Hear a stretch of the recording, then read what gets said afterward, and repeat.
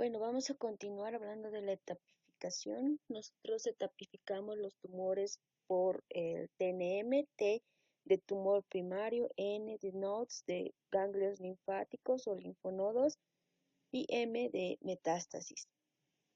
La T de mama, o sea, el tumor primario se divide en TX cuando el tumor no es determinado, T0 sin evidencia de tumor primario no palpable, TIS, que es el carcinoma in situ, T1, que es un tumor menor de 2 centímetros, T2, que es un tumor de 2 a 5 centímetros, T3, que es un tumor de más de 5 centímetros, y el T4 se divide en T4A, B, C y D. El A es cuando hay expansión directa a la pared torácica, el B cuando hay compromiso de piel, el C cuando hay compromiso tanto de la pared torácica como de piel, y el D, 4D, T4D es el carcinoma inflamatorio.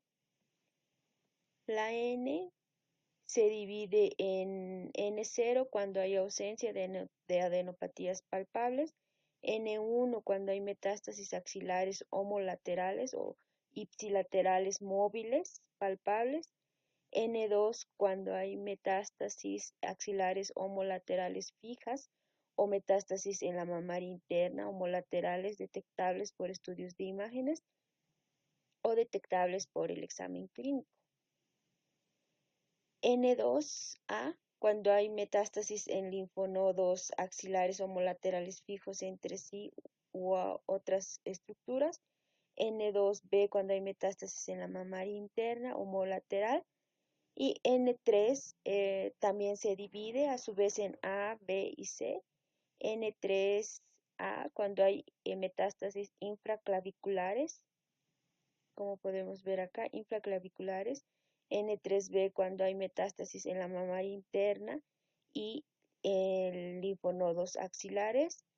Y N3C cuando hay ganglios supraclaviculares. Entonces, para recordar, N0 es ausencia de adenopatías. N1 cuando hay adenopatías homolaterales o ipsilaterales móviles, palpables. Y N2 cuando están las adenopatías ipsilaterales fijas o hay metástasis en la mamaria interna. N3 cuando hay metástasis ya sea supraclavicular en la mamaria interna y axilar e infraclaviculares. M0 sin evidencia de metástasis y M1 cuando hay evidencia de metástasis.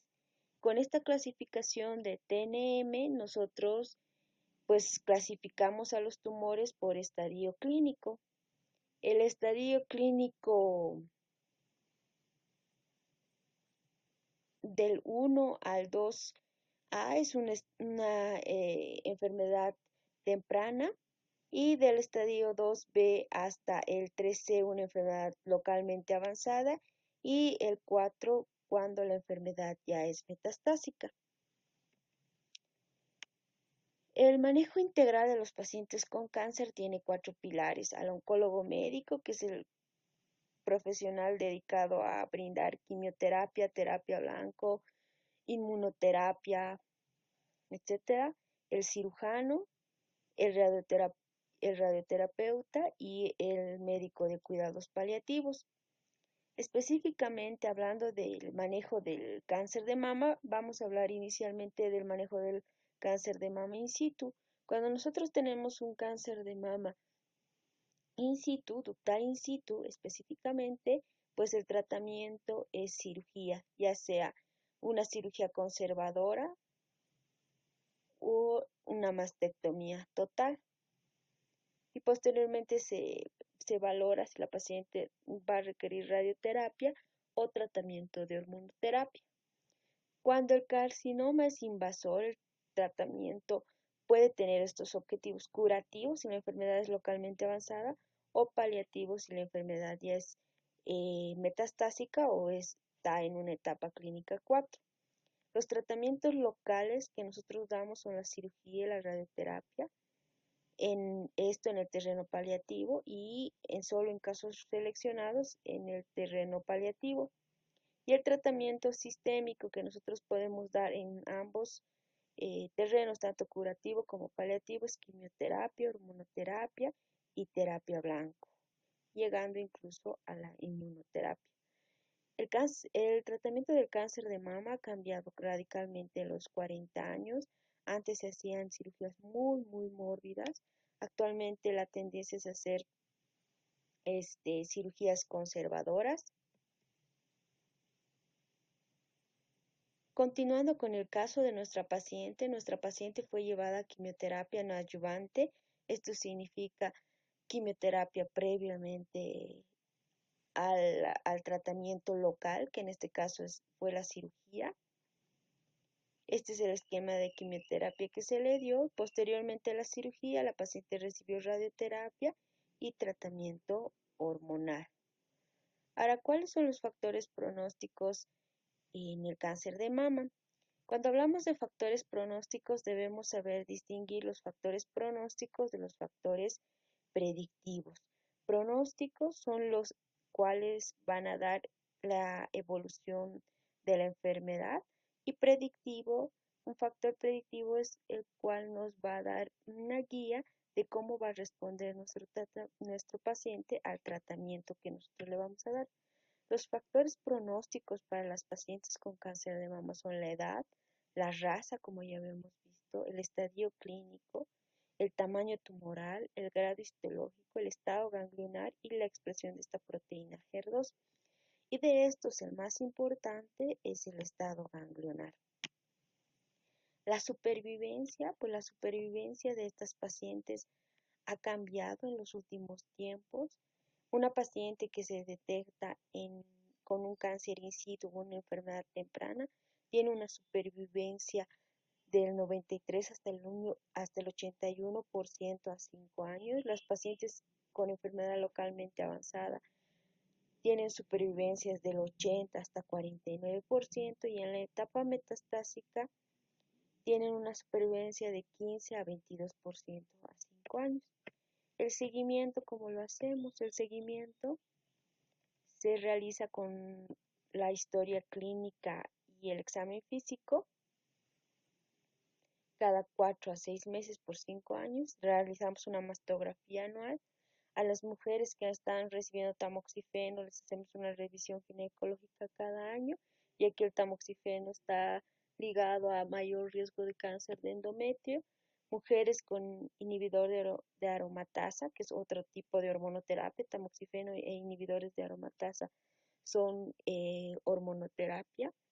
Bueno, las mujeres en tratamiento con el inhibidor de aromatasa, pues deben ser evaluadas con una densitometría ósea, ya que estos medicamentos pueden causar osteopenia o osteoporosis, y también se debe hacer énfasis en los cambios del estilo de vida. Hablando un poquito de tamizaje, pues el tamizaje tiene 3 pilares: realización de historia clínica, predisposición genética y el estudio de imagen. Ya habíamos hablado que la mastografía es el estudio estándar para realizar tanto diagnóstico como tamizaje o screening, ya que ha demostrado reducir la mortalidad en las pacientes con cáncer de mama. Pero esta solo se utiliza en mujeres mayores de 40 años, ya que en las pacientes más jóvenes hay mayor porcentaje de falsos positivos.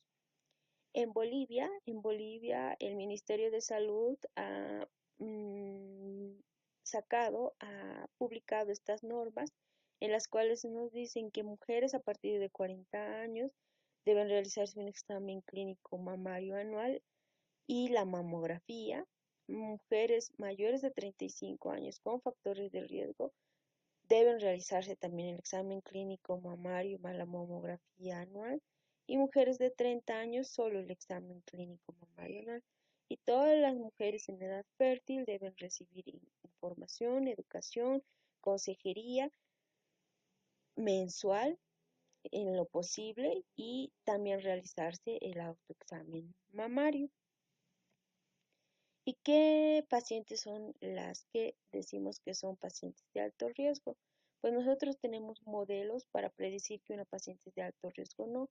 Tenemos el modelo de Gale, otros estudios genéticos, modelos genéticos como es el BRCA Pro. Y pues para las pacientes con riesgo elevado para desarrollar cáncer de mama, estas se deben valorar más tempranamente, como hemos visto. El screening o tamizaje debe realizarse a partir de los 35 años, según las normas bolivianas. Y las pacientes con alto riesgo de cáncer de mama son las que tienen historia previa de cáncer de mama, antecedentes de radioterapia, riesgo de cáncer de mama por el modelo de Gale de más de 1.7 y por otros riesgos de más del 20% y predisposición genética según antecedentes familiares. Eso sería, pues, en general lo que se deben saber sobre el cáncer de mama y vamos a repasar un poco el tema viendo y resolviendo estas preguntas. La primera pregunta dice, los factores de riesgo para presentar cáncer de mama son, todos son ciertos excepto menarquia temprana, menopausia tardía, ingesta excesiva de alcohol, obesidad y multiparidad. Pues habíamos hablado en la parte de factores de riesgo que los factores de riesgo para cáncer de mama era la obesidad, especialmente pacientes postmenopáusicas. La ingesta excesiva de alcohol tiene un riesgo relativo de 1.3 y entre los factores de riesgo reproductivos estaban la menarquia temprana, la menopausia tardía, la edad del primer embarazo mayor a los 30 años, pero no hemos hablado de la multiparidad, ¿no? Entonces, este es el que no es un factor de riesgo para presentar cáncer de mama. Entonces, la respuesta es la A. Según la clasificación de TNM del cáncer de mama, 4D significa, pues habíamos repasado en la parte de TNM que el T4 se divide en A, B, C y D.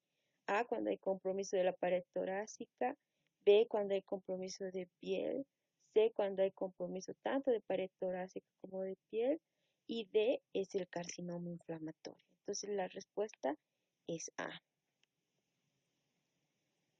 Esta es otra pregunta que vino en uno de los exámenes previos. Dice, en el cáncer de mama la presencia de una adenopatía móvil o adenopatías móviles en la axila corresponde a N1. Igual habíamos repasado que el N0 es cuando no hay ninguna adenopatía, N1 cuando hay una adenopatía ipsilateral móvil, N2 cuando hay una adenopatía fija o una adenopatía en la mamaria interna y N3 puede ser A, B y C.